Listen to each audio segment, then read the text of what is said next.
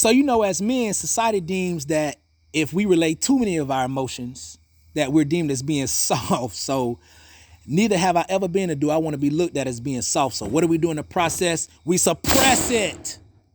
And then usually something happens, like a person may say something, allow us to step out of character, look at us the wrong way, and then we end up exploding and doing like a mass murder or something. Nah, that's not what we're supposed to do.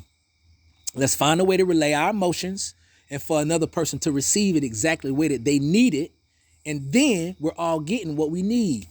See, that same exact thing happened to me last Saturday, and I was almost on the verge of losing it. And God allowed me to kind of reel myself back in.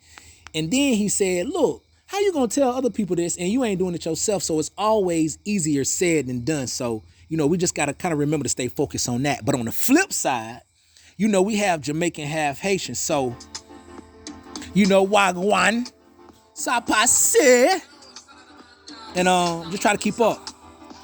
So sometimes why am I so insecure about things that don't matter? I tend to overthink things before they may or may not happen. That's insanity. Not insanity, I mean impurity. Sometimes it's hard to gauge what triggers my insecurities. We're jaded, probably from a previous miscalculation, which is normally associated with a bad relation.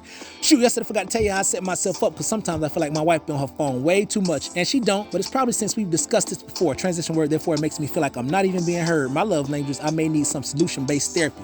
Most of the time, it's all about how the other person is feeling, or what they perceive as to what they're feeling at the time, which is how it's so easy to misjudge out of negative emotion. So from that can trigger a certain type of tantrum, and that's eventually to get us in a very serious trouble. All black men, we get upset and aggressive. I don't know who needs to hear this. I guess I'm just doing it all for myself. Thank God that he blessed us with a good judge of character. Subconsciously, I get a bad connotation from social media. I'm sorry I haven't mentioned anything about the Bible. Okay, Jesus loved you, I do too. Now back to this good story. So much bad associated with social media. It's hard. I'm trying to change thoughts from bad info. When she posts pictures, I feel like a car without tinted windows. It's not that I don't like it. I just heard so much bad stuff about it. Subconsciously, I get upset because I feel like she's being sucked into it. I got Jesus in my body, and we need to walk godly. Only if we can walk boldly. And I hate when my emotions control me.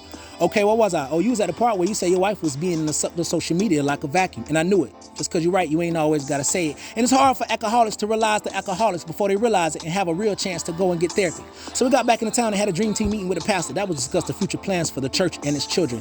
Aside from that, we host for the welcome and occasion. I believe they did that because our preeminent personalities. It's good we finally connected. We have to see the vision and allow play big roles and a part of the church ministry back on topic. Pastor said, I seen you guys had a good time on your trip. They winked. At this moment, I didn't know what to think because I was drinking and smoking at the IP Casino all weekend. At that moment, I didn't know what to think, so I be transparent, which is exactly why I know what they had seen. Because at the slot machine, I had a big glass of Jack Daniels. Here I am at risk of being exposed from those one or two posts on Facebook. So now you can kind of see why I was subconsciously upset, because nobody understands until their tongue or their shoes get wet. And so for me in social media, it's still a different state, but I'm still working. Because a lot of people, I know that they got caught. Don't miss your opportunity because of your past hurt. The streets taught me, show no love, because love will get you killed. And Jesus taught me love is one of the greatest fruit for the spirit. And you can find that in Galatians 5:22. The ball is your court, so let's see if you can shoot. So I got Jesus in my body, and we need to walk godly.